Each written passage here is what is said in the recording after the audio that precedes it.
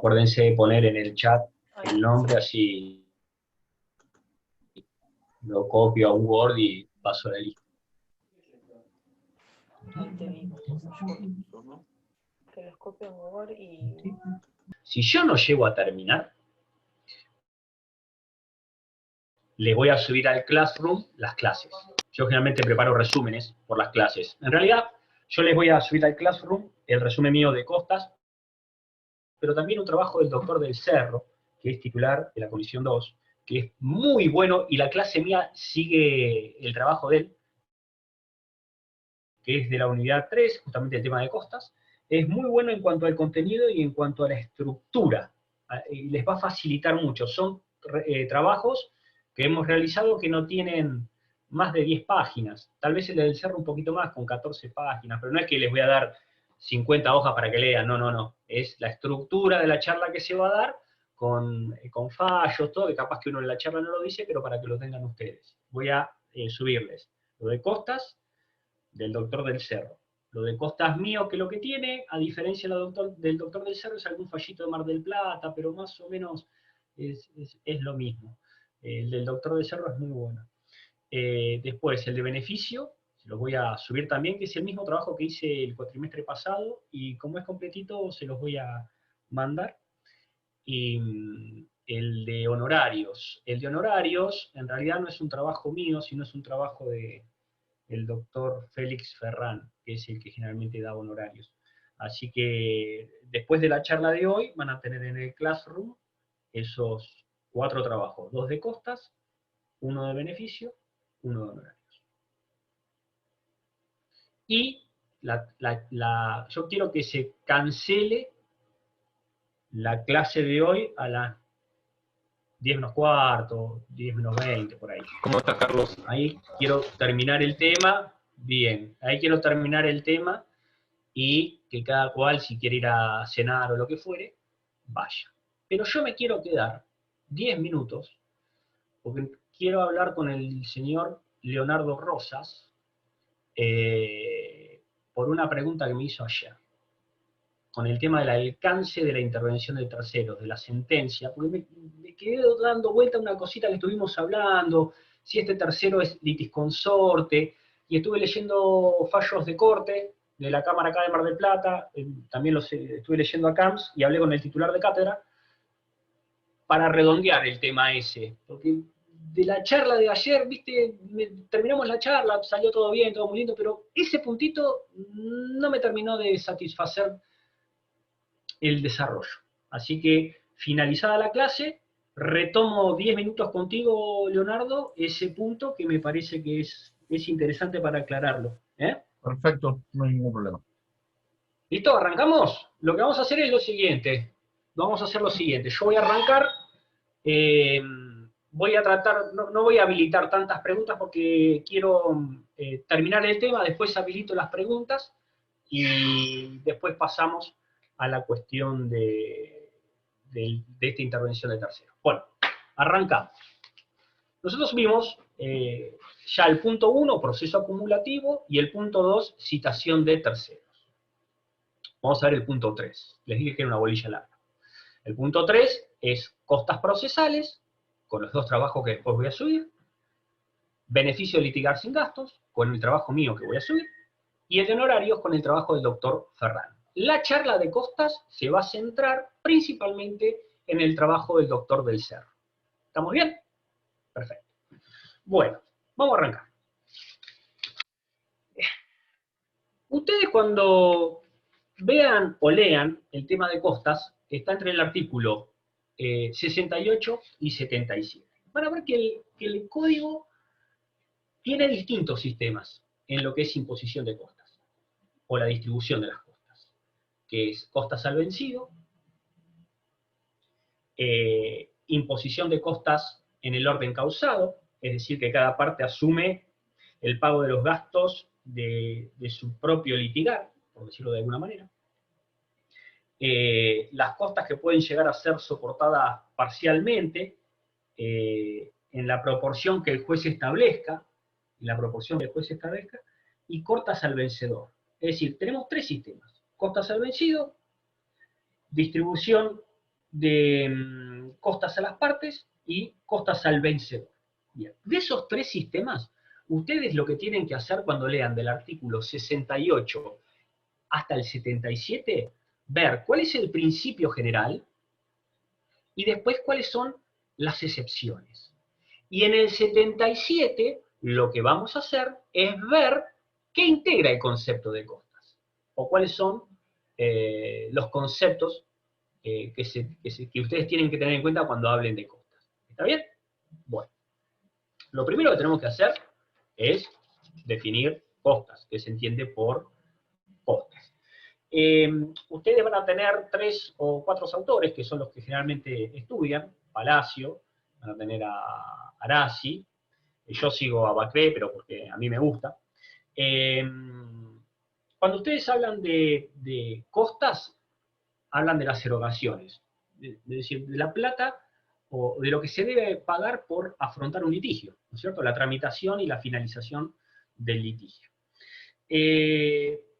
Palacio, cuando la define a las costas, dice que denomina las costas como los gastos que las partes se ven obligadas a efectuar como consecuencia directa de la sustanciación del proceso y en principio dentro de él.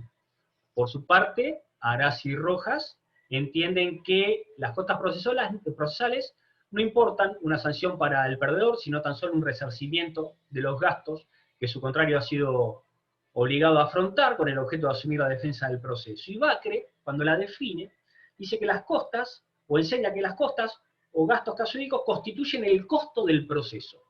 Son las erogaciones que necesariamente deben efectuar los sujetos del proceso. Esos son los conceptos que lo pueden sacar de cualquiera de los libros que ustedes lean, que seguramente, o códigos comentados, que seguramente están más que bien desarrollados. Código comentado o manual. Ahora bien, de estos sistemas, ¿cuál es el principio? El principio es el criterio objetivo de la derrota. Quien pierde, paga. Ese es el principio. Quien pierde, paga. Bien. ¿Y dónde lo vemos a esto? Y fíjense, artículo 68, en lo que es proceso de conocimiento. Si ustedes leen el artículo 68,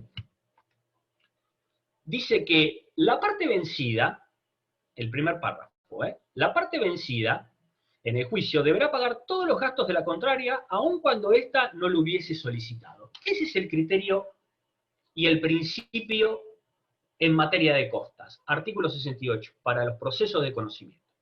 Ahora bien, doctor, ¿a qué vamos también? Si usted me habla de procesos de conocimiento. Bueno, fíjense en el tema de incidentes, también sigue el mismo criterio. El incidente se ve en el artículo 69, el siguiente, que dicen los incidentes también regirá lo establecido en la primera parte del artículo anterior. Quien pierde, paga. Pudiendo eximirse de las costas únicamente cuando se tratase de cuestiones dudosas de derecho, que también tiene una exhibición en el 68. Ya vamos a volver sobre este tema. Proceso de conocimiento, 68. Incidentes, 69. En los procesos ejecutivos, como bien señala el doctor del Cerro, tenemos que estar en lo que establece el artículo 556 del Código Procesal, el cual reza de la siguiente manera. Dice, 556, las costas del juicio ejecutivo serán a cargo de la parte vencida, con excepción de las correspondientes a las pretensiones de la otra parte que hayan sido desestimadas.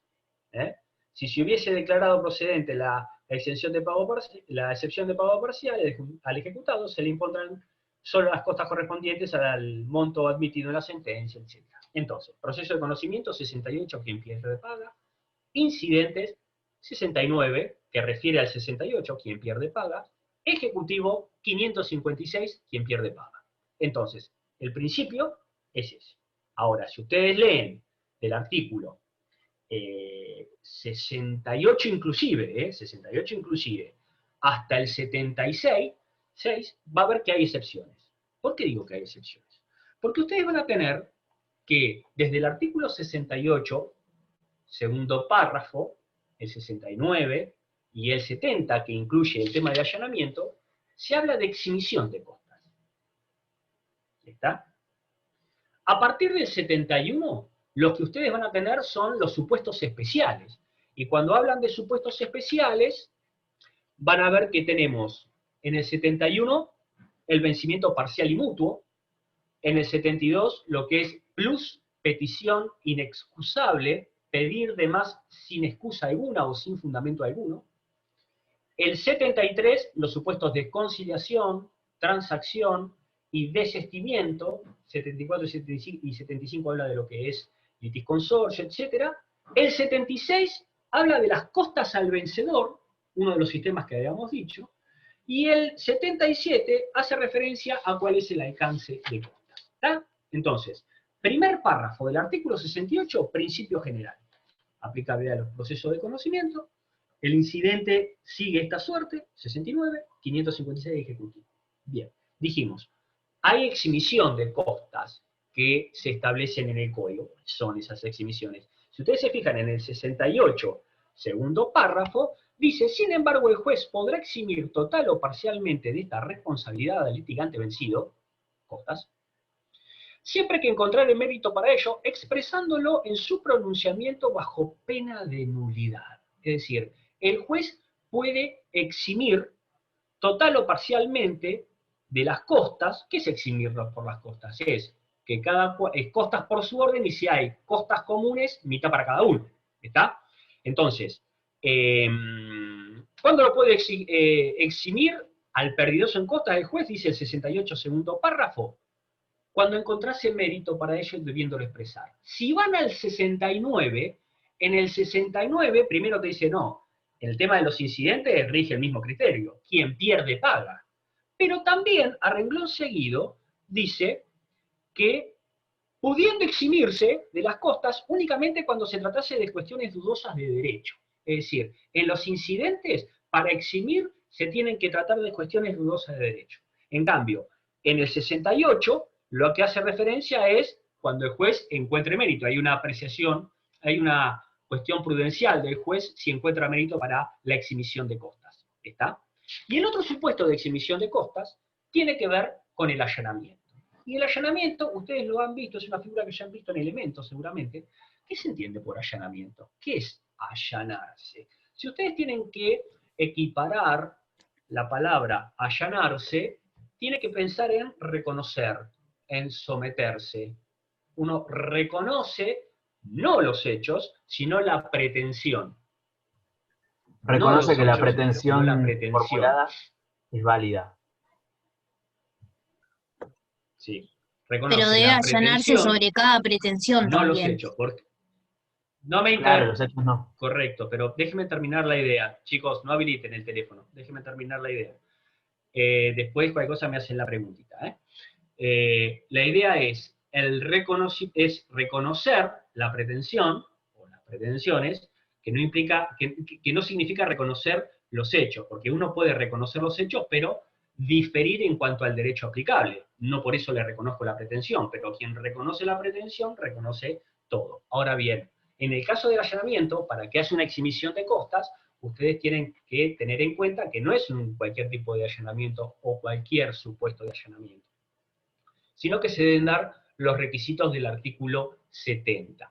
Esos requisitos del artículo 70, hay dos incisos, el cual dice que no se impondrán costas al vencido, cuando hubiese reconocido oportunamente como fundadas las pretensiones de su adversario, allanándose a satisfacerla, a menos que hubiera incurrido en mora o que por su culpa hubiere dado lugar a la reclamación.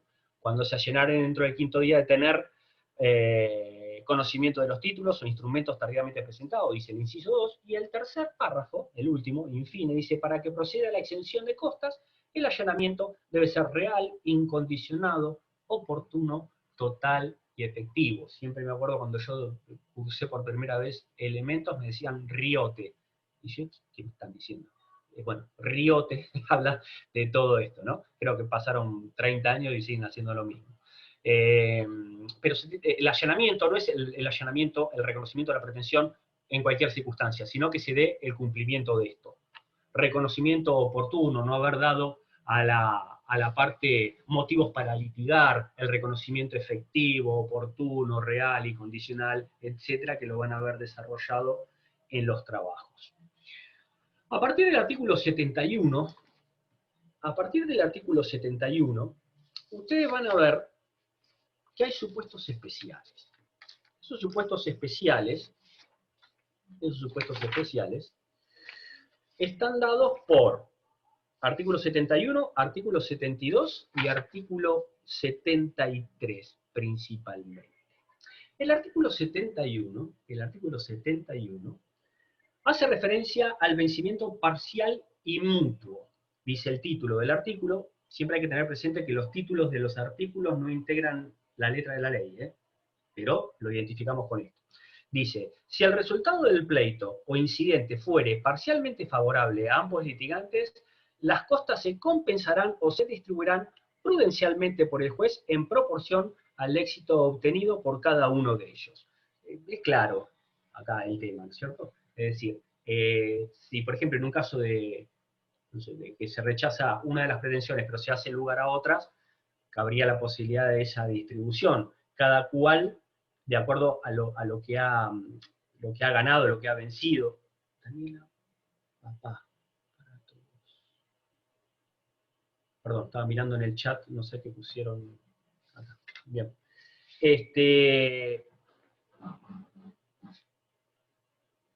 Vencimiento parcial y mutuo. Dijimos, se triunfa, si triunfa en parte el actor en su pretensión y el demandado en su oposición, se van a distribuir. Lo van a ver a veces cuando en los daños y perjuicios hay una valoración de las culpas y capaz que hay una distribución de costas en un 20% y un 80%, etcétera, cómo se han comportado las partes y lo que han vencido el actor en su demanda y lo que ha sido efectiva la oposición o la defensa del demandado. El otro supuesto, que es el 72, plus petición inexcusable, dijimos que es plus petición, pedir de más, inexcusable es sin fundamento alguno. Ahora, ¿siempre es sin fundamento alguno? En realidad no. Para que se aplique el instituto establecido en el artículo 72, se deben dar todos los requisitos de esa normativa. Y esa normativa no solamente habla de plus petición inexcusable, sino que además adhiere una cosita más. Fíjense, el artículo 72 dice, el litigante que incurriere en plus petición inexcusable será condenado en costas, si la otra parte hubiese admitido el monto hasta el límite establecido en la sentencia. Si ambas partes incurrieren en plus petición, regirá lo dispuesto en el artículo precedente. ¿Cuál es el precedente? El 71, que habla de vencimiento parcial y mutuo, y la posibilidad de que las costas se compensen o se distribuyan prudencialmente por el juez. Dice, no se entenderá que hay plus petición a los efectos determinados en este artículo cuando el valor de la condena dependiese legalmente del arbitrio judicial, del juicio pericial o de la rendición de cuentas, o cuando las pretensiones de la parte no fuesen reducidas por la condena en más de un 20%. Bueno, se tienen que dar todos estos requisitos para que nosotros hablemos de plus petición inexcusable. Es decir, plus petición inexcusable viene de la mano en el primer párrafo si la otra parte hubiese admitido el monto hasta el límite establecido en la sentencia. No es solamente una petición sin fundamentación, sino tiene que haber una actividad de la otra parte. Ustedes han leído, si leen escritos de demanda, sí,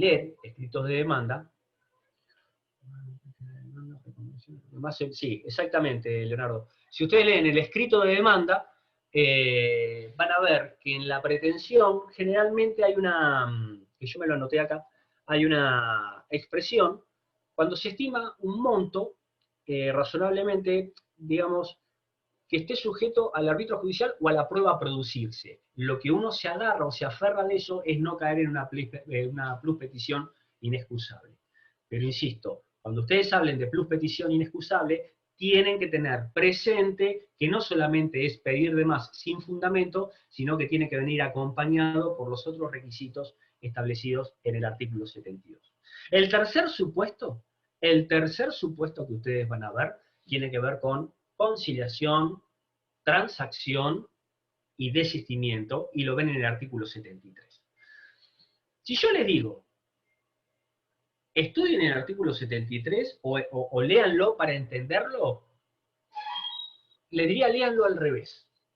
Es decir, arranquen por la última parte, porque en la parte final del artículo, en el párrafo infine, dice que las partes pueden acordar el tema de las costas. Doctor, esa parte no se agrega por el principio de congruencia para que en caso de que se demuestre. Sí, también, Lorenzo. Pero generalmente es para tampoco quedar pegado con el tema de la pluspetición. Me perdí lo que iba a decir. Lo del artículo 73. Bueno, léanlo al revés. Mejor no al revés. De abajo hacia arriba. ¿Por qué? Porque si ustedes se ponen a leer el artículo, establece una serie de reglas y a lo último deja librado a que las partes acuerden lo que quieran acordar. Ante la ausencia de ese convenio o acuerdo de partes, tendríamos que estar a las reglas que establece el artículo 73. El artículo 73 habla de conciliación, de transacción y de desistimiento. ¿Se acuerdan que yo les dije cuando hablamos de allanamiento? ¿Se acuerdan que yo les dije cuando hablamos de allanamiento que si tengo que poner una palabra para describir el allanamiento es reconocer o someterse? Bueno, si hablamos de desistimiento es renunciar. La palabra que se les tiene que cruzar es renunciar. Hay una renuncia. Van a ver con modos anormales de finalización del proceso esta figura que está en la bolilla número 9, más desarrollada, cuando hablan del desistimiento de la acción y del derecho, etcétera, etcétera, etcétera. Pero en el tema de costas lo vemos ahora. Cuando piensen en desistimiento, piensen en que hay una renuncia. Cuando piensen en transacción, piensen que hay concesiones recíprocas. ¿Está? Y cuando piensen en una conciliación, en realidad la conciliación no es un negocio jurídico, sino que tenemos la intervención del órgano jurisdiccional que media entre las partes, que concilia entre las partes y que a diferencia del mediador que ustedes conocen en la parte prejudicial, en esta conciliación puede sugerir algún tipo de arreglo, pero esto no es obligatorio para las partes. Entonces, muchas veces con la conciliación lo que hay es otro negocio jurídico atrás que puede ser una transacción, tranquilamente, solamente que el juez homologa o concilia entre las partes y además de ser un vínculo de comunicación entre las partes puede sugerir algún tipo de arreglo. En estos supuestos son los que cubre el artículo 73 del Código, el cual dice que si el juicio terminase por transacción o conciliación, las costas serán impuestas en el orden causado. ¿Qué significa? Que cada cual se hace cargo de las costas que él ha generado, los honorarios de su patrocinante o apoderado, etc. Lo que él generó se hace cargo.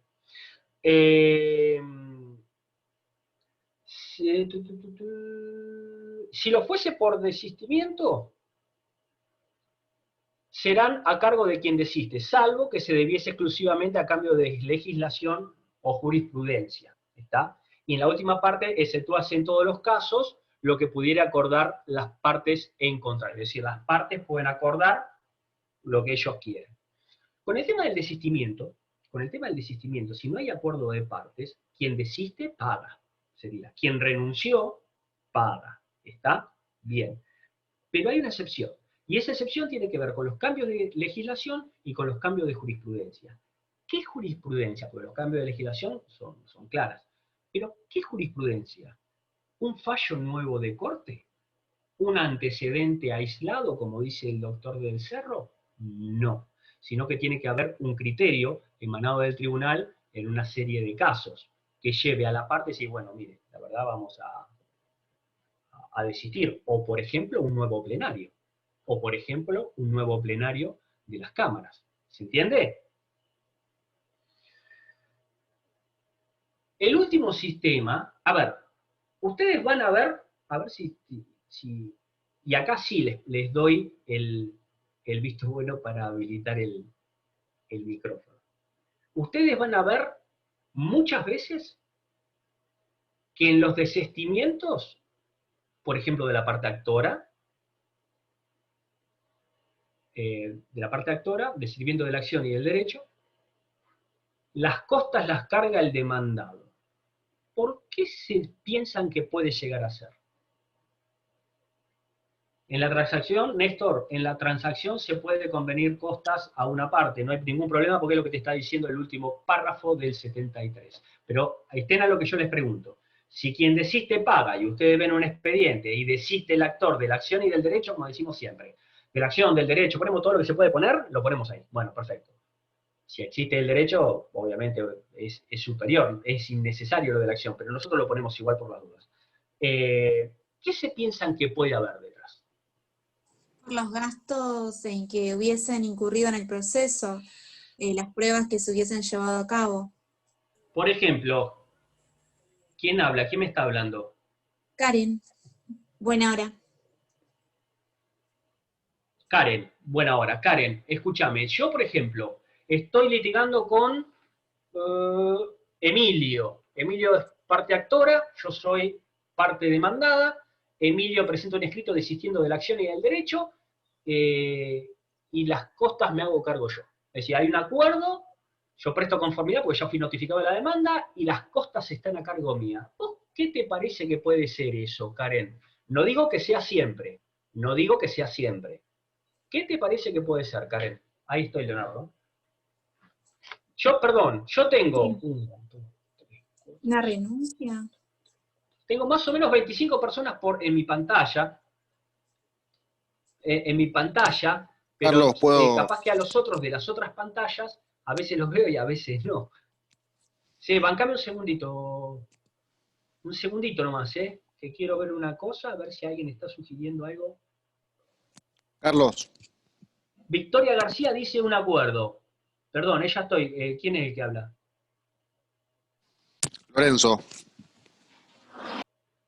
Lorenzo, bancame un segundito. Leandro Ariel Fernández dice, puede haber un arreglo entre las partes y llegar a una solución, extrajudicialmente.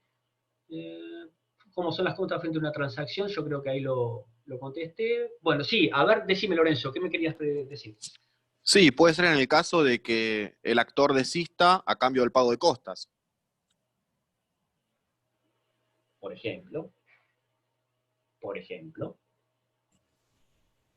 Pero puede ser, y a esto voy, que el demandado, que puede ser una empresa, a fin de no crear un precedente, puede haber un arreglo detrás de eso. Si yo digo que quien desiste es como una renuncia, lo que le estoy comprando, no digo que pase siempre, lo digo que lo usan mucho como estrategia algunos, es que el demandado le haya comprado el juicio o la renuncia de ese juicio al actor. ¿Se entendió lo que quise decir? Es decir, Sí, perfecto. ustedes son abogados de una empresa, por ejemplo. Son abogados de una empresa. Hay un reclamo. Y no te interesa que te quede un presidente. Capaz que un tema de consumidor, no sé. Qué sé yo, Profesor, y no te interesa que quede el presidente. Y vos, un segundito, y vos decís, bueno, ¿cuánto crees? Quiero tanta cantidad de plata. Bueno, tampoco quiero que quede constancia de que cada vez que me inician un juicio yo arreglo. Y a veces algunos colegas lo que hacen es llegar a esta figura y lo que hacen es comprarle la renuncia al juicio. Lo utilizan para eso. También se ve mucho en el derecho laboral a veces, También se ve mucho en el derecho laboral.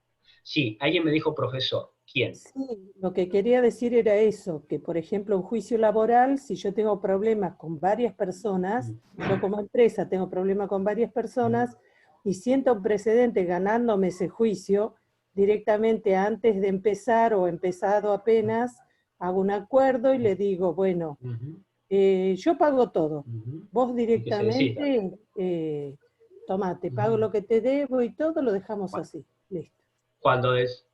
Cuando decís pago todo, no se va a ir solamente por las costas, No. Porque vos lo que tenés que evaluar como abogada de la empresa, Sí. lo que tenés que evaluar como abogada de la empresa es si te conviene que haya un precedente que te va a salir a favor a vos, si quede constancia de los arreglos que cada vez que te meten en un juicio arreglás, que es lo que generalmente pasa en lo laboral, o si vas por el desistimiento. Sí, Leonardo, querías hacer una pregunta. No, también pasa mucho en las situaciones de daño generados por el accionar público. Cualquiera que rompa una cubierta en la calle por un bache, hasta tanto y cuanto no inicie la demanda, no puede haber ningún tipo de arreglo.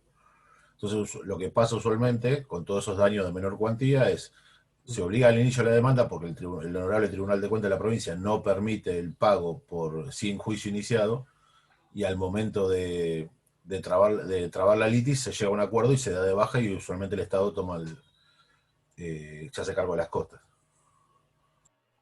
El Tribunal de Cuentas sí habilita Mirá, eso. te soy sincero. No, te juro que no. Yo trabajo en la Defensoría del Pueblo de Yo- Municipal hace 15 años y te juro que no. Me Yo parece que digo- estás equivocado.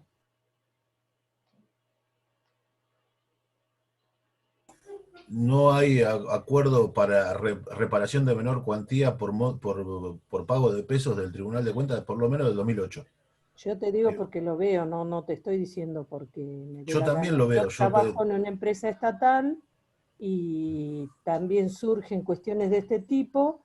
En realidad no la pagan por no hacer un pago a cada uno de los que, por el mismo tema de no habilitar la denuncia de un empleado, para no sentar precedentes y pagarle a todo aquel que denuncie, pero lo pueden pagar como un arreglo, si saca una resolución del lugar de donde sea y habilita el pago, no tiene ningún problema después con el Tribunal de Cuentas. El municipio no, necesita sí o Sí, sí el la traba de municipio. litis.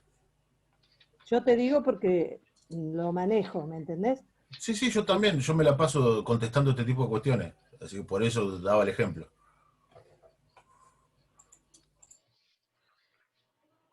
Perdón, interesante intercambio de opiniones. A veces cuando uno no se dedica a un área, escuchar está bueno porque como yo me dedico exclusivamente a laboral, la verdad que a lo que hacen referencia a ustedes, mucho no he litigado en ese sector, pero es interesante ver las posturas. Sigamos con el tema de las costas. El artículo 76 habla de costas al vencedor. Yo estoy tratando los temas que quiero destacar, lo que no implica que los otros no vayan, pero como van a tener los trabajos, lo van a poder leer. ¿Está? El artículo 76 habla de este tercer sistema, que también es una excepción al principio general, y es el tema de las costas al vencedor. Acá, en este supuesto excepcional, quien gana, paga. ¿Y cómo puede ser que quien gane, paga? Y lo dice la letra del código. Dice, cuando de los antecedentes del proceso resultase que el demandado no ha dado motivo a la interposición de la demanda y se allanare dentro del plazo para contestarla, el actor será condenado a costa. Es decir, lo que tenemos acá es un allanamiento también, no haber dado lugar a la litigación, y el supuesto que hay, también lo trata el doctor del Cerro en su trabajo, que yo siempre vi, es un tema de desalojo, que es la condena a futuro. Si ustedes leen el artículo 677, creo que es, 677, que habla de condena a futuro, dice, la demanda de desalojo podrá interponerse antes del vencimiento del contrato, antes del vencimiento del plazo convenido para la restitución del bien, en cuyo caso la sentencia que ordena la desocupación deberá cumplirse una vez vencido aquel. Las costas serán a cargo del actor cuando el demandado, además de allanarse a la demanda, cumpla con la obligación de desocupar el bien o devolverlo en la forma convenida. Tenemos un contrato de locación por un plazo X, el locador piensa de que no le van a devolver el bien, no se lo van a restituir el bien, no tiene un convenio de desocupación firmado tampoco, y decide iniciar, antes del vencimiento del plazo contractual, una demanda de desalojo. Si la sentencia esa va a ser ejecutada a futuro, pero las costas serán a cargo del locador, que es el actor, si el locatario dice, no, mire, acá tiene el bien, me allano, y acá tiene y restituyo el bien. Tenemos un allanamiento, tenemos el cumplimiento de una obligación, y tenemos que no ha dado lugar a la litigación. Con esos tres supuestos podríamos estar hablando de un ejemplo del artículo 76, que es costas al vencedor. El último artículo que me interesa, el último artículo... Sí, quiero terminar de dar el capítulo y ya después habilitamos, perfecto, si les parece. Disculpen, pero quiero terminar, después habilitamos unos minutos y pasamos después a beneficio. El último artículo, que es el 77, habla del alcance de las costas. ¿Qué es lo que yo tengo que tener en cuenta cuando hablo de costas? ¿Qué incluye? ¿Qué no incluye? Dice el artículo 77. La condena en costas comprenderá todos los gastos causados u ocasionados por la sustanciación del proceso y los que se hubiesen realizado para evitar el pleito mediante el cumplimiento de la obligación.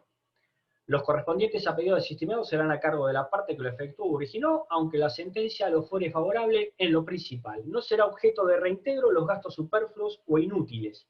Si los gastos fuesen excesivos, el juez podrá reducirlos prudencialmente. Entonces, lo primero que ustedes tienen que hacer cuando viene el tema de costas es ver los gastos anteriores al proceso y los gastos que se producen durante la tramitación del proceso. Los gastos anteriores al proceso que ustedes pueden incorporar al tema de costas pueden ser cartas documento, informes de algún profesional, actas notariales. Pongamos un ejemplo de un daño y perjuicios de un bien, sobre un bien inmueble, en donde ustedes necesitan la asistencia para un informe de un arquitecto, que pagan una consulta y elabora un informe. Y además contratan un escribano a fin de que labre un acta respecto de los daños que existen en el bien y saque fotografías y las certifique. Remiten carta documento. Fíjese todos los gastos que ustedes, y todavía no estamos iniciando la demanda, todavía no estamos iniciando la demanda. Todos los gastos que ustedes tienen, por ejemplo, las actas notariales, los honorarios del escribano, etcétera, las actas notariales, la remisión de la carta documento, el gasto del informe, algún tipo de consulta, capaz que ustedes van a iniciar una acción de responsabilidad por un tema de mala praxis médica y hacen una interconsulta con un profesional, a fin de que los guíe en lo que son los puntos de pericia y demás, y bueno, ese gasto también lo pueden solicitar. No deben ser gastos superfluos, porque si son superfluos o no tienen sentido, el juez los va a desestimar. Esos son algunos ejemplos de lo que podría integrar estos gastos anteriores al proceso. Ahora bien, los gastos posteriores al proceso, ¿qué es lo que tenemos que tener en cuenta ahí? ¿Y qué son los que concretamente van a incluir? Tasa de justicia, contribución sobre tasa de justicia, honorarios y aportes de los profesionales, abogados, honorarios y aportes de los peritos. Si alguno de los profesionales o auxiliares es responsable inscripto, el tema del IVA. Los gastos por diligenciamiento de oficios, mandamientos, cédulas, todo lo que haya sido necesario para la tramitación del proceso. Informes de dominio, informes de anotaciones personales, todo lo que ustedes, la tramitación de un oficio de registro de la propiedad, un informe en un banco que cobran un sellado para informar tal cosa, todo lo que sea, todos los gastos esos, una vez que ustedes lo realizan, lo deben anexar al expediente en función de que el día de mañana, cuando se practique liquidación, ustedes puedan incluirlo dentro de lo que son las costas procesales. Hay un tema muy importante, que tiene que ver con el artículo 730 del Código Civil y Comercial de la Nación. Este artículo 730 del Código Civil y Comercial de la Nación es la versión del viejo 505, en donde por el tema de costas se ponía un tope para el cumplimiento del 25%, se pone un tope del 25% al vencido, del monto del juicio al vencido.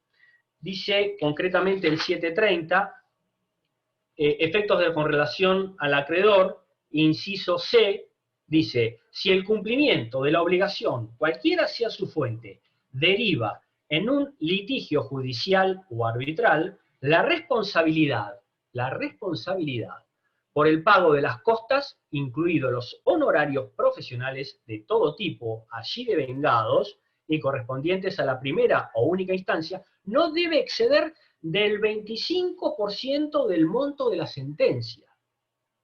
Laudo, transacción o instrumento que ponga fin al diferendo. Si las regulaciones de honorarios practicadas conforme a las leyes arancelarias o usos locales correspondientes a todas las profesiones y especialidades superan dicho porcentaje, el juez debe proceder a prorratear los montos entre los beneficiarios. para el cómputo del porcentaje indicado no se debe tener en cuenta el monto de los honorarios de los profesionales que han representado, patrocinado o asistido a la parte condenada en costas. ¿Qué significa esto? Este artículo, ya antes del viejo 505, se lo atacó desde el punto de vista constitucional. Es decir, ¿por qué? Porque se entendió en un principio, estamos hablando del viejo 505, se entendió que se estaba delegando o se estaba legislando en una legislación común una facultad no delegada. ¿Por qué? Porque si me habla de costas, las costas forman parte del derecho procesal, y el derecho procesal no se delega, es una facultad no delegada, por lo que no podría regularse en una ley nacional que afecte también a las provincias. Mucho se habló sobre el tema. ¿En qué terminó el cuento? Corte de Nación y Corte de Provincia dicen, muchachos, esta normativa, ya con el viejo 505 y ahora con el 730, es constitucional. ¿Por qué? Porque no se está legislando sobre un tema de costas, sino que lo que se está hablando es sobre un límite a responder. Es decir, ¿y cómo se entiende todo este guiso? Esto se entiende así. Vos regulá de acuerdo a las leyes locales. Cuando hablamos de las leyes locales, estamos hablando, por ejemplo, de la ley de honorarios de la provincia de Buenos Aires. ¿Está? La ley de honorarios para los peritos, si es contador, si es médico, bla, bla, de la de los profesionales, bueno. De eso, en un tope del 25% va a responder el perdidoso. Ahora, si yo tengo montos que exceden, no significa que eso no se los puede cobrar, por ejemplo, el abogado. Se los puede cobrar al beneficiario de su trabajo. Por eso el artículo habla de prorratear entre los beneficiarios. ¿Se entiende? Lo que no puedes hacer es cobrarle todo al perdidoso en costas, por el principio general, sino decir, pagás, pero hasta ese tope del 25%. Y esto es un tema que es constitucional. Esta cláusula es constitucional. Van a tener en el trabajo del Cerro el fallo, el de Corte de Nación, Corte de Provincia, y en el mío, la postura de la Cámara de Apelaciones de Mar del Plata, que es obviamente igual a lo que sostiene Provincia y Nación. ¿Está? Bien.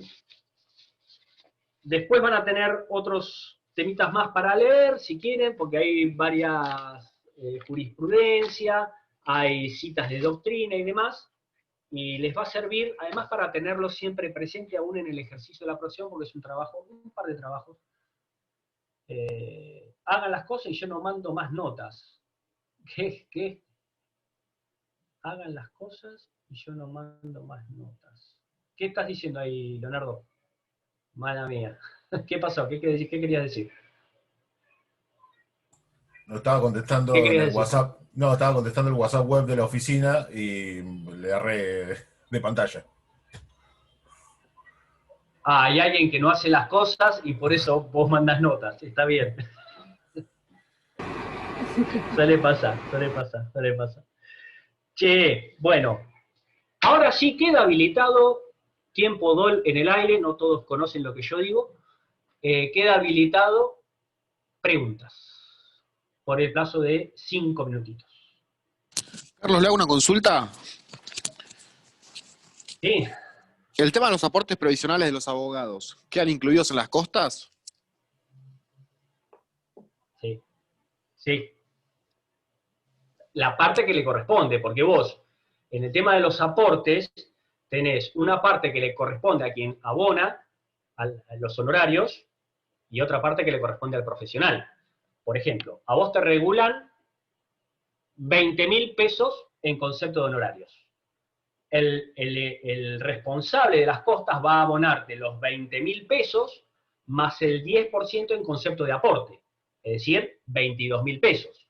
Cuando vos vayas a retirar la plata, de esos 22.000 pesos, a vos te van a descontar el 10% que pagó el responsable de las costas, 2.000, y de los 20.000 tuyos, te van a dar la diferencia de 20.000 menos los aportes tuyos.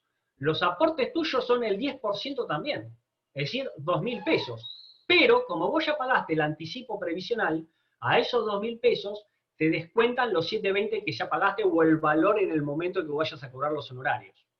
Y además, te hacen la retención de ingresos brutos. ¿Se entendió, Lorenzo? Lorenzo, ¿no? ¿Era el que me preguntó? Sí, sí, gracias, perfecto. Bien. Si es un juicio no contradictorio, sino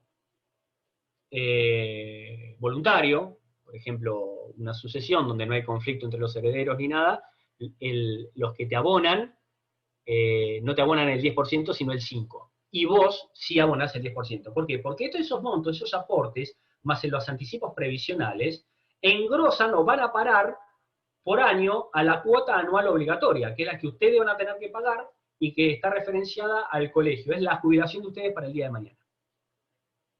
Ustedes saben cómo funciona el tema de los honorarios, ¿no? Y los aportes y demás, ellos ya lo vieron en elementos. ¿Sí? Yo soy plan 2018 y no tenemos la bolilla de abogado. ¿Cómo?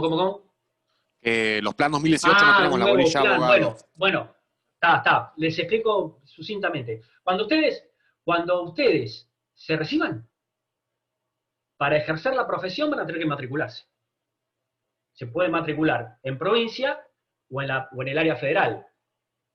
Yo les recomiendo en los dos, en provincia y en el área federal. Y hay algunos que también se matriculan en otros distritos, por ejemplo en el Colegio Público de Abogados de Capital Federal para ir a litigar allá. Vos cuando te vas a inscribir, se lo digo a grandes rasgos, vas al Colegio de Abogados, te van a dar un tomo y folio, pero además tenés que ir a la Caja Previsional de Abogados, en donde vas a tener un legajo.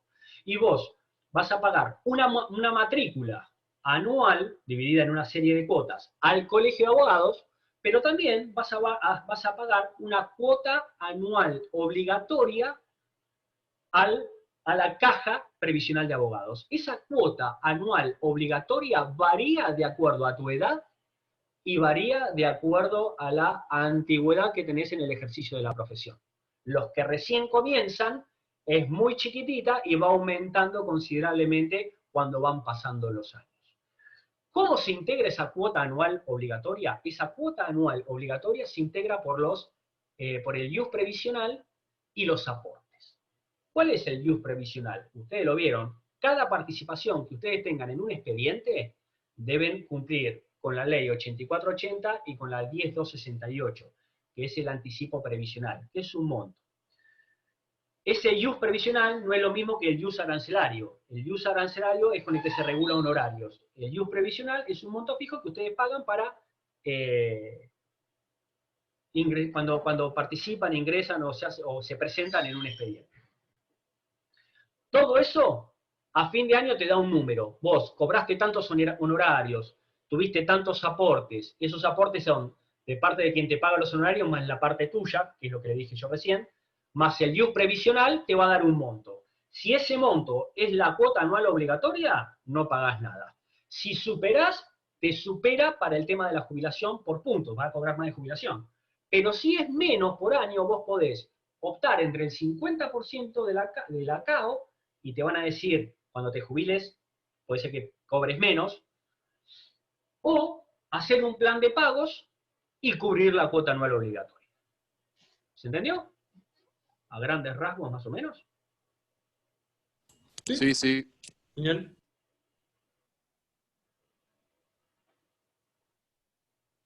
Bien, perfecto. Bien, ¿alguna otra pregunta?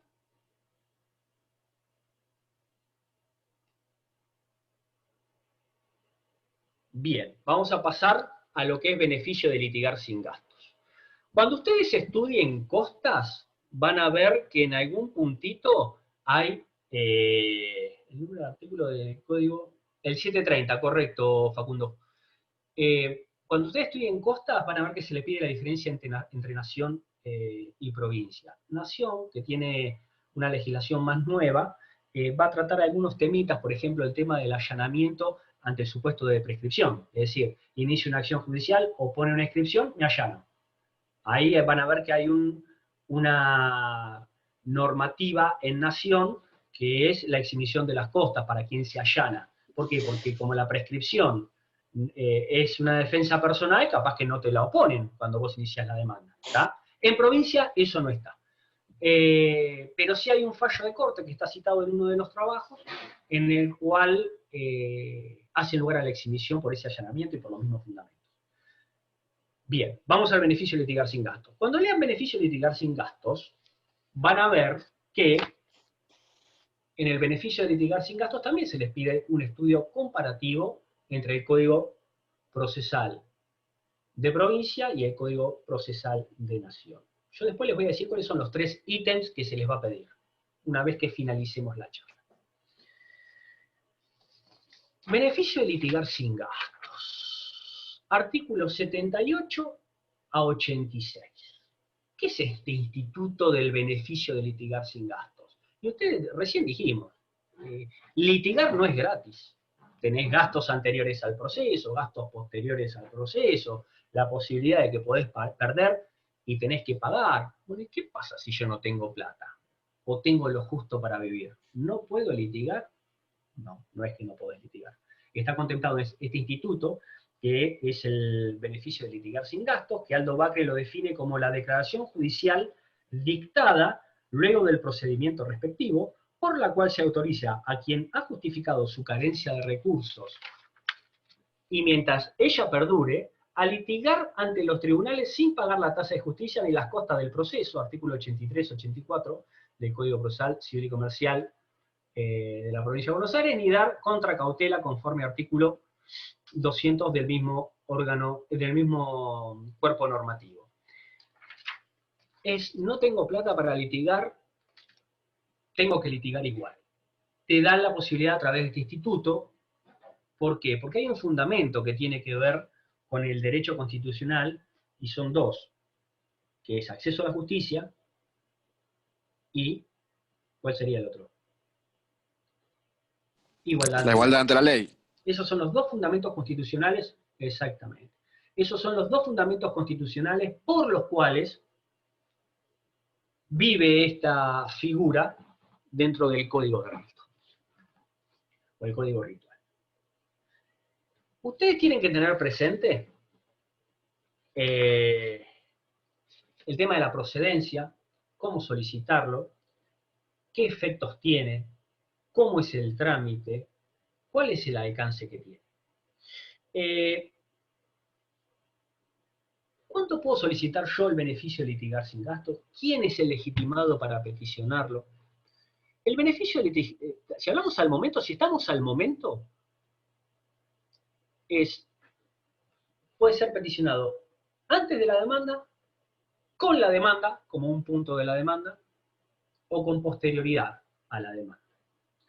¿Quién puede solicitar el beneficio de litigar sin gastos? Puede ser la parte actora, para poder iniciar la demanda, o el demandado, porque presume que va a ser demandado, o ya fue demandado.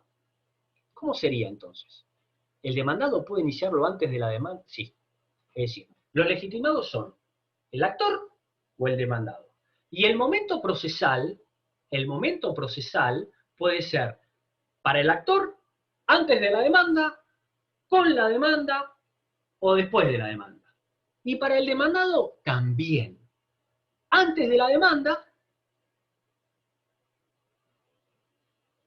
antes de la notificación de la demanda o después de la notificación de la demanda. ¿Y cómo sé que me van a iniciar un juicio? Por ejemplo, porque te llaman a una mediación. Te citan a una mediación, ves que hay un juicio de daños y perjuicios que te pueden llegar a iniciar, y en función de eso, iniciás el beneficio de litigar sin gasto, el beneficio de litigar sin gasto, sin saber si te van a iniciar la demanda o no, pero bueno, querés tenerlo desde antes. ¿Cuál es? ¿En qué? Uno se pone a pensar, ¿qué gasto tiene el demandado? Porque al fin y al cabo, es decir, la posibilidad está, pero ¿para qué querría un beneficio el demandado si todavía no conoce cómo va a ser el proceso, cómo va a funcionar, no paga tasa de justicia? ¿Por qué? Porque hay otros gastos en los cuales incurre el demandado. Por ejemplo, en el departamento judicial, y vamos a volver sobre este tema, el anticipo para gastos de los peritos, que para la jurisprudencia de Mar del Plata, aún quien goza del beneficio de litigar sin gastos, debe abonarlo. Y después vamos a ver qué dice el resto de la provincia, y yo le voy a dar cuál es mi opinión. ¿Pero en qué otro supuesto también, doctor? Y hay varios supuestos. Uno, por ejemplo, si yo quiero acceder como demandado a la corte. Yo para llegar a corte a través del recurso extraordinario, en provincia de inaplicabilidad de ley o doctrina legal, debo abonar lo que establece el artículo 278, 279, 280, 281. Y yo capaz que no tengo ese dinero.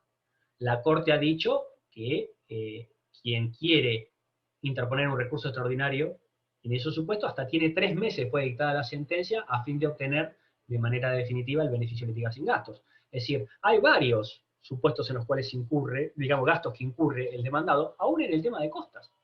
Aún en el tema de costas. ¿Cuál es Profe, uno de los los casos, requisitos? por ejemplo, ¿Cuáles son los requisitos? Sí. el franqueo, por ejemplo, como obligatorio del pago a la hora del recurso, también. Yo leí mucha jurisprudencia que hablaba de que No, el franqueo, no solamente, más allá del depósito, no solamente el tema del franqueo, sino...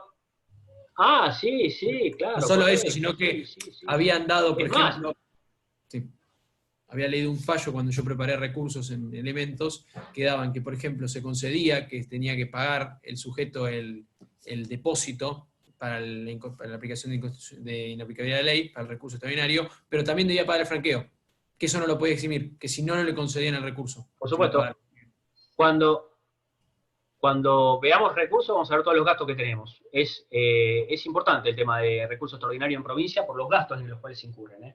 Cuando es un recurso de inaplicabilidad de ley o doctrina legal, cosas que no se ven en el de inconstitucionalidad y en el de nulidad. Sí el franqueo, sí el tema del franqueo, pero no el del depósito previo.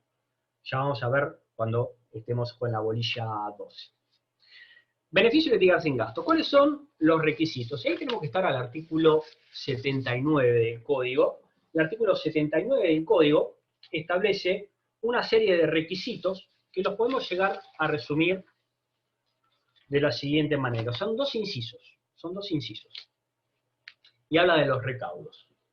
No me funciona el micrófono, por eso no le hice la pregunta. Se la hago por chat, porque ya pasó mi momento. El artículo 60 dice que si pueden encontrar vencidos y una compañía salvo que por su culpa de lugar a la reclamación. Estamos en la mediación y resulta que no llegamos a ningún acuerdo, entonces vamos a juicio y resulta que serte yo. Digo, bueno, ahora sí me... Ah, claro, sí, tenés razón. Tenés razón. Sí, está bien tu observación, Ofelia. Está bien tu observación. Se analiza el tema de la litigación, porque vos decís, claro, me dijiste que no, y un mes y medio después me está diciendo que sí. Sí, se entiende. Se entiende. Bueno, continúo. Requisitos, artículo 79. Los recaudos que habla el artículo 79 dice, la solicitud contendrá la mención de los hechos en que se fundare, de la necesidad de reclamar o defender judicialmente derechos propios o del cónyuge o de los hijos menores, así como la indicación del proceso que se ha de iniciar o en el que se va a intervenir. Y el inciso 2 dice el ofrecimiento de la prueba tendiente a demostrar la imposibilidad de obtener recursos. Deberán acompañarse los interrogatorios para los testigos que no podrán ser menor de 3. El juez podrá conceder el beneficio con el testimonio de 2 testigos cuando esta no sea la única prueba producida en el expediente y el monto o la complejidad de la causa así lo aconseje. ¿Cuáles son los recaudos? Primero, obviamente por escrito. Después, se debe indicar cuál es el proceso que va a iniciarse o el que ya está iniciado. Si es con antelación, ustedes deben cumplir con el formato del 330, con todo lo que vimos ayer, si es con antelación a la interposición de la demanda. Ustedes deben cumplir con el requisito del 230, deben iniciarlo por ante la Receptoría General de Expedientes, se va a sortear y ustedes van a tramitar ese beneficio de litigar sin gastos y una vez que lo obtengan, iniciarán la acción respectiva. Si es con la demanda, estamos hablando de la parte actora, si es con la demanda, el beneficio de litigar sin gastos es un punto más de la demanda.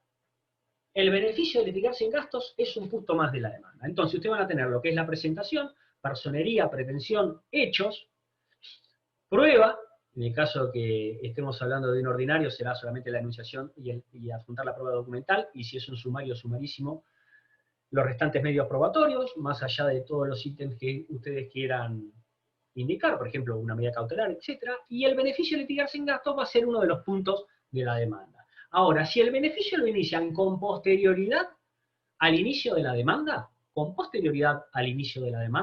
lo deberán hacer a través de un incidente. Muchos solicitaban con posterioridad a la interposición de la demanda el beneficio y presentaban el escrito en el mismo expediente. Lo prolijo, lo ideal es iniciar un incidente sobre el beneficio de litigar sin gastos. ¿Está? Dice también el artículo 79, la mención de los hechos en que se fundare de la necesidad de reclamar o defender algún derecho, manifestarse actúa por un derecho propio, por el cónyuge, por los hijos. Pero lo que es importante tiene que ver con el ofrecimiento de la prueba. ¿Por qué? Porque ustedes tienen que mencionar cuáles son los hechos, pero además tienen que ustedes mencionar que carecen de recursos, deben probar que carecen de recursos para afrontar los gastos de ese proceso. O que carecen de bienes de fortuna, o que tienen lo justo para vivir, o que ganan, pero no para afrontar los gastos de ese proceso. Y además tienen que ofrecer los medios probatorios necesarios para acreditar ese hecho negativo, porque ustedes dicen que no tienen. Entonces, ¿cómo lo prueban? La mayoría lo que hacía era ofrecer a 3 testigos. Esto fue objeto de una reforma hace unos años, varios años, en el cual se siguen ofreciendo 3 testigos, pero el juez puede otorgar el beneficio con el testimonio de 2 testigos, siempre y cuando haya otra prueba. Y yo hace más o menos 15 años estaba litigando en un tema de un daños y perjuicios contra un consorcio, y me acuerdo que ofrecí los 3 testigos, fueron los 3 testigos, pero además como la persona, mi cliente, que era la parte actora, era jubilado, adjunté los haberes de la jubilación. Me acuerdo que fueron 2 testigos a prestar declaración, y además esta prueba, y me otorgaron, estoy hablando mucho antes de la reforma, me otorgaron el beneficio. Después vino la reforma, entonces lo importante es que cuando ustedes lo ofrezcan los medios probatorios, ofrezcan además de los 3 testigos, otra prueba por si alguno de los testigos se cae. Porque capaz que de los 3 testigos van 2. Si ustedes no tienen otra prueba, no le van a otorgar el beneficio de litigar sin gastos. Y en provincia de Buenos Aires, el beneficio de litigar sin gastos no tiene efecto retroactivo. Por ende, si ustedes lo peticionan con el escrito de demanda y empieza a transcurrir el proceso y no se lo conceden porque no está debidamente acreditado, van a tener que pagar tasa de justicia y contribución sobre tasa de justicia. Si ustedes quieren agregar prueba nueva, pueden iniciar un nuevo incidente, pero va a tener efectos de ahí hacia adelante. ¿Se entendió lo que dije? ¿Sí?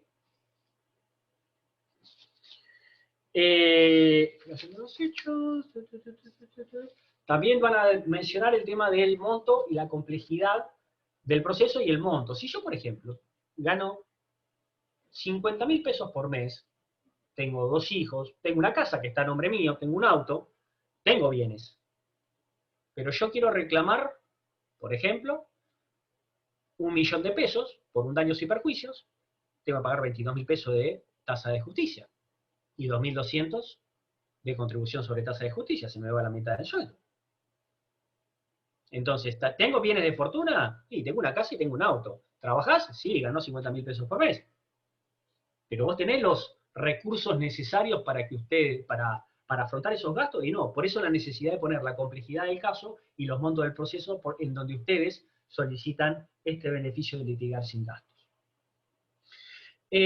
Ustedes inician el beneficio de litigar sin gastos. Cuando inician el beneficio de litigar sin gastos, en alguno de los supuestos, el juez lo que va a hacer es notificar a la otra parte. ¿Por qué? Porque la otra parte tiene el derecho de controlar la prueba. ¿Está? Tiene el derecho de controlar la prueba. Y no solamente de controlar la prueba, sino de ofrecer pruebas que acrediten que vos realmente tenés bienes de fortuna, que no tenés por qué tener, o no se tiene por qué otorgar el beneficio de litigar sin gastos, y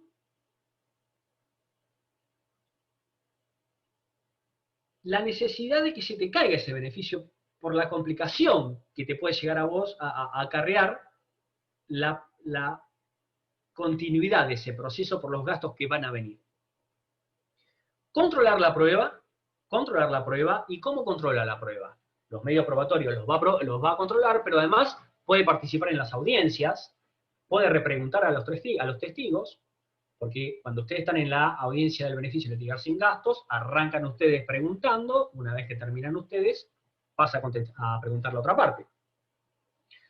Estos testigos, ¿dónde prestan declaración? En principio, dice el código que se deben adjuntar los interrogatorios respectivos y prestarán declaración en la audiencia respectiva. Pero desde hace mucho tiempo, algunos juzgados, varios juzgados, los que trabajan en tribunales o en algún estudio jurídico lo pueden ver, los testigos, se hace una copia de lo que pasa más o menos en Nación.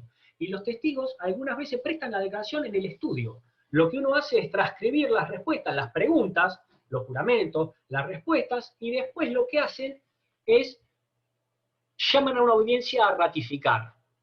Pero en esa audiencia a ratificar tiene que participar la otra parte, porque capaz que sí, yo ratifico, bueno, pará, quiero repreguntar. Por eso es tan importante que ustedes, si son los abogados de la contraparte, vayan a las audiencias. Vayan a las audiencias. Porque a veces los testigos del beneficio de litigar sin gastos son amigos, son parientes, y no te lo dicen. Y es importante que ustedes tiren abajo el beneficio de litigar sin gastos.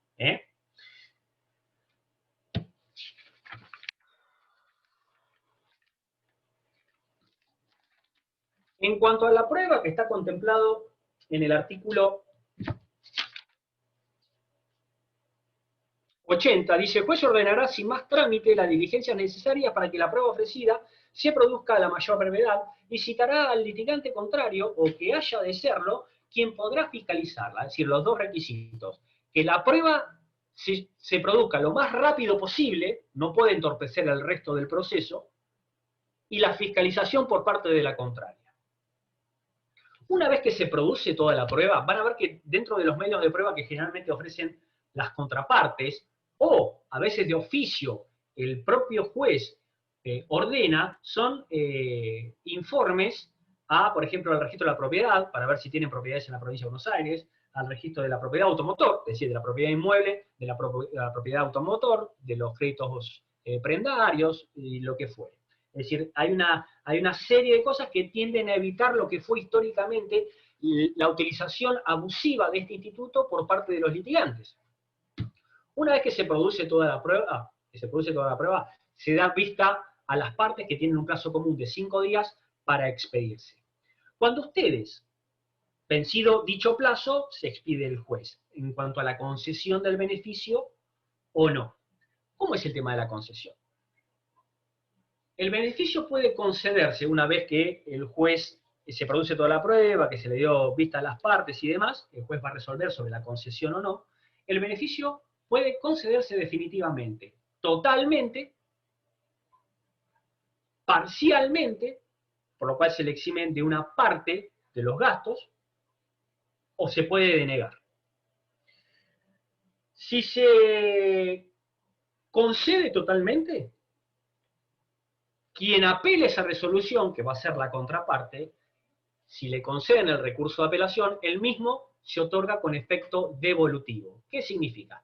Que la concesión del beneficio rige sus efectos y esa resolución que es apelada va a ir a Cámara a través de la formación del cuadernillo del 250. Cuando veamos recurso de apelación, lo van a ver, y va a tramitar en Cámara esa apelación, pero mientras tanto los efectos de esa resolución apelada continúan, por eso es devolutivo. Si el recurso es denegado, quien va a apelar es quien lo solicitó. Ahí el efecto es suspensivo. ¿Está? Tengan en cuenta esa diferencia. ¿Qué se entiende por el artículo 82 cuando dice que el carácter de la resolución? Dice, la resolución que denegare o acordare el beneficio no causará estado.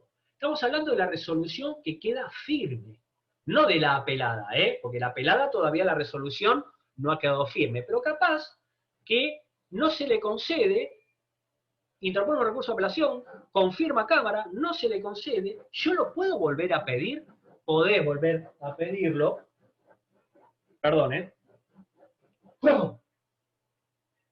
me estaban haciendo ruido acá atrás, tengo mi perro acá y es mi compañero de estudio y demás, y estaba haciendo ruido, perdón. ¿Puede volver a solicitarlo? Sí, puede volver a solicitarlo. ¿Por qué? Porque la resolución no causa estado. Significa que lo puedo volver a solicitar. Y si me lo concedieron, la otra parte puede solicitar que lo dejen sin efecto con posterioridad, porque descubrió que tengo bienes, porque descubrió que mejoré de fortuna, porque descubrió que mejoró de fortuna, etc. Lo que ha discutido la doctrina es, ¿estamos hablando de que se deben alegar nuevos hechos o que se deben alegar nueva prueba sobre los mismos hechos sobre los cuales ya se expidió? Arasi dice que pueden ser hechos y pruebas. Falcón dice, no, solamente podemos ofrecer nueva prueba a fin de que no se lo conceda. Tienen que tener presente que el artículo 82, que habla del carácter de la resolución, el artículo 83 habla del beneficio provisional. Es decir, con antelación, cuando hablamos de la concesión o no, estamos hablando de la concesión definitiva. De la concesión definitiva. Pero, si ustedes solicitan el beneficio de litigar sin gastos,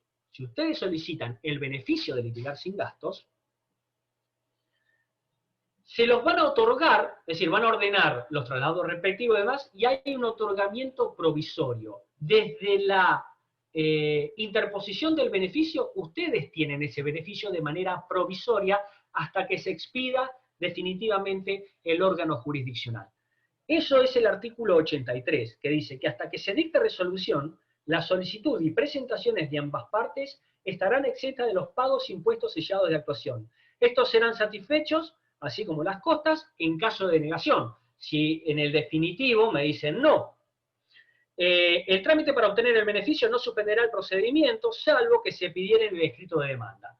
Cuando habla del escrito de demanda, pareciera, y es lo que entiende Arasi, que solamente es en el supuesto en que lo pida el actor. O está hablando del escrito de demanda.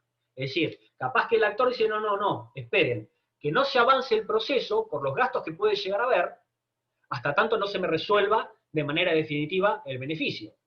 Yo creo que también tiene derecho a hacerlo el demandado. ¿Por qué el actor y no el demandado? No entiendo por qué esa discriminación, porque el demandado también tiene que afrontar gastos. Por ejemplo, en los supuestos de los recursos extraordinarios. ¿Está?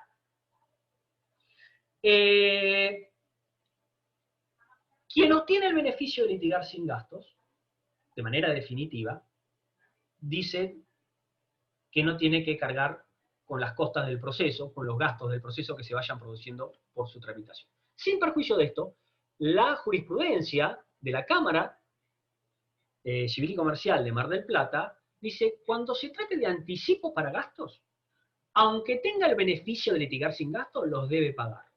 ¿Por qué? Ellos dicen que el fundamento es que no puede cargar sobre la espalda del perito los gastos para la realización de la pericia y que encima después no le pagan los honorarios. Eso es más o menos el fundamento que da la Cámara. Yo creo que no es así. Arasi, como distinta jurisprudencia de la provincia de Buenos Aires, vos tenés la posibilidad de ejecutar los honorarios, el anticipo para gastos para llevar adelante la tarea.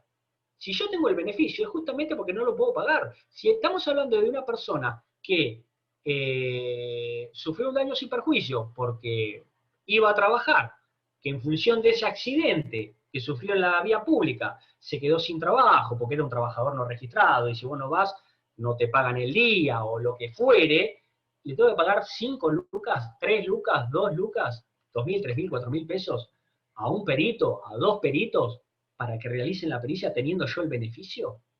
Me parece que no se tiene que poner la mira sobre el perito, sino sobre la parte. ¿Qué acceso a la justicia tengo? Porque encima, para peor de los casos, si el perito pide cierta cantidad, yo tengo el beneficio, cierta cantidad en concepto de anticipo para gasto, el juez me va a intimar a mí a que yo deposite el anticipo para gastos. Bajo apercibimiento, tenerlo por desistido. Es decir, me da 5 días para que yo deposite 2.000, 3.000, 4.000, 5.000 pesos de acuerdo a la cantidad de peritos, y si yo no tengo la plata y no lo puedo depositar porque realmente no tengo un peso, pierdo la prueba.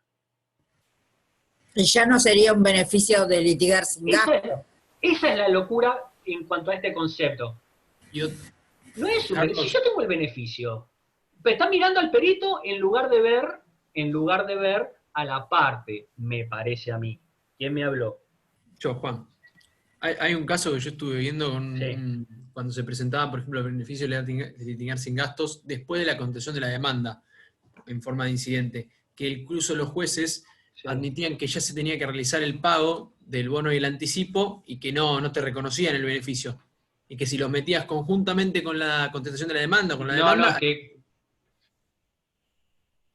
Decime. No, es que el bono, el anticipo y el bono no es cargo de la parte, no está a cargo de la parte, está a cargo del profesional. Sí. Exacto. El pago del bono y Por el eso, anticipo pasa sobre por tasa. más que tengas beneficio de litigar sin gasto, tenés que pagarlo, ¿eh? Sí, pero... No, tasa y sobre tasa es otra cosa. No, perdón, tenés razón. Bono y anticipo. El cobro era no del bono anticipo, era de la tasa y sobre tasa. El bono anticipo, el arancelario lo pagaba el abogado del colegio. Me confundí yo, el mareo empecé, pero era sobre eso. Recuerden. La tasa y sobre tasa, que le cobraban de igual manera. Bien. Por eso te preguntaba, depende cuándo se mete el incidente, si uno lo mete con la concesión de la demanda, que algunos jueces o no te toman como válido el que el incidente te cubre o no la tasa, a pagarla o no. Eso me ha pasado en varios juicios que he visto yo trabajo en estudio hace 4 años y... No, el efecto, eso es el efecto. Sí. El efecto no es retroactivo. Por eso. El efecto no es retroactivo. Vamos a ver que esa es una de las diferencias que tiene con Nación. Que Nación sí es retroactivo. Ahora lo vamos a ver. El artículo 84, que habla del alcance, dice que el que obtuviera el beneficio estará exento de, total o parcialmente, del pago de las costas o gastos judiciales hasta que mejore de fortuna. Si venciera en el pleito, deberá pagar las causadas en su defensa hasta la concurrencia máxima de la tercera parte de los valores que reciba. ¿Cómo juega el 84? Si yo tengo el beneficio de litigar sin gasto otorgado de manera definitiva y pierdo, no pago las costas. No pago las costas. Las tengo que pagar cuando mejore de fortuna, si mejore de fortuna. Perdí el juicio y a las 2 semanas gané de Kini 30 millones de pesos. ¿Está? Y esto es acreditado en el expediente. Ahora, si yo gano, sí pago hasta la tercera, dice hasta la concurrencia máxima de la tercera parte, pero tengan en cuenta que las costas, en principio, las paga quien pierde. ¿Está? Entonces, puede ser que haya algún gasto que excedan en esos 25% que yo pueda pagar hasta la tercera parte. Yo puedo extender el beneficio de litigar sin gastos a otro juicio. Y si ustedes leen el código, parece que sí, pero es no. ¿Está? Parece que sí, pero es no. Y eso es el artículo 86. Extensión a otro juicio. El artículo 86 dice, extensión a otro juicio, dice el título. Dice, a pedido del interesado, el beneficio podrá hacerse extensivo para litigar con otra persona, con citación de esta y por el mismo procedimiento. ¿Dónde dice en la letra de la ley otro juicio? En ningún lado. Está mal el título del artículo. Lo que hace referencia es la posibilidad de extender el beneficio que fue concedido definitivamente contra otra persona, pero en el mismo expediente, contra un litisconsorte, contra un codemandado. Pero dice, ¿se puede extender? Sí, pero fíjate lo que dice el renglón siguiente. Con la citación de esta y por el mismo procedimiento, yo también tengo que citarla a esta persona. Y no solamente que tengo que citarla, sino que esta persona puede ejercer la fiscalización de la prueba. O puede ofrecer la prueba tendiente a que me dejen sin efecto el beneficio. Entonces tengan cuidado entre el título del artículo y lo que realmente significa. ¿Cuál es la diferencia importante que hay entre el Código Procesal, Civil y Comercial de la provincia de Buenos Aires y el de Nación? El de Nación está un poquito más desarrollado, pero las diferencias son las siguientes. Primero, en el de Nación Cuando ustedes inician el beneficio, está quien solicita el beneficio, está la contraparte, pero también el ente recaudador. Este también participa. Esto es en el Código Procesal Civil y Comercial de la Nación. En el de provincia está quien lo peticiona y la contraparte, pero nada dice respecto del ente recaudador, que sería, en este supuesto, no es AFIP, en este supuesto sería ARBA. Sería ARBA, pues en AFIP es Nación. ¿Cuál es otra diferencia? Otra diferencia importante tiene que ver con los requisitos, con el artículo 79. Fíjense que el artículo 79 del Código Procesal Civil y Comercial de la Nación dice: el ofrecimiento de la prueba tendiente a demostrar la imposibilidad de obtener recurso deberá acompañarse el interrogatorio de los testigos y su declaración en los términos del 440. Es decir, como lo estábamos haciendo nosotros, que lo hacemos en algunos juzgados, se hace de hecho así, con la posibilidad de adjuntar ya el interrogatorio, las respuestas y llaman a ratificar, firmada por los testigos y demás. En Nación ya está establecido así. Y otro tema no menor, nosotros hablamos de 3 testigos. En Nación no habla de cantidad de testigos. Nación no habla de cantidad de testigos. Y el tema más importante, o la diferencia más importante, tiene que ver con el artículo 84. En el Código Procesal Civil y Comercial de la provincia de Buenos Aires, el beneficio de litigar sin gasto no tiene efecto retroactivo. No lo tiene. Es desde su solicitud hacia adelante, no hacia atrás. Si ustedes inician una demanda de 5 millones de pesos y no pidieron el beneficio, y al otro día van corriendo con el beneficio y lo inician, le van a decir, bueno, sí, se concede provisoriamente, pero ¿sabe qué? Previamente págueme tasa de justicia y contribución sobre tasa de justicia. Hubo un fallo hace muchos años que la Cámara, no sé qué vuelta dio, que como no estaba notificada la demanda, le dio un efecto retroactivo. Nunca lo pude volver a encontrar. Cuando yo trabajaba al inicio de mi profesión, finales de los 90, por ahí, me acuerdo que nunca más lo vi, el fallo ese. Pero es lo único que vi. Después, el efecto es no retroactivo. Todos fallan de la misma manera. Aún la Cámara, con posterioridad, es desde la solicitud hacia adelante. Ahora, en el Código Procesal Civil y Comercial de la Nación, no. Fíjense que es diferente. Artículo 84 dice: el beneficio podrá ser promovido hasta la audiencia preliminar o la declaración de puro derecho, salvo que se aleguen y acrediten circunstancias sobrevinientes. Estoy hablando del 84, párrafo 3. Y en el párrafo 4 dice: en todos los casos, la concesión del beneficio tendrá efectos retroactivos a la fecha de promoción de la demanda, respecto de las costas o gastos judiciales no satisfechos. En este supuesto, se retrotrae al momento de la promoción de la demanda. Cuidado con aquellos que lean Arasi. Si ustedes leen Arasi, van a ver que Arasi dice, cuando habla de demanda, habla de la demanda donde se solicita el beneficio de litigar sin gastos, pero lo dice Arasi solo. Si ustedes hablan con el doctor del Cerro, con el doctor Constantino, ellos el concepto de demanda entienden por la demanda principal, y el efecto sería retroactivo al momento de la interposición de la demanda principal. ¿Se entendió? Para los que estudien por Arasi, les digo, porque capaz que van a leer esto y se pueden llegar a confundir. Esas serían las 3 diferencias más importantes entre lo que es el instituto del beneficio de litigar sin gastos en provincia y en nación. Y colorín colorado, este cuento se ha terminado. Vieron que fui despacio hoy, ¿no?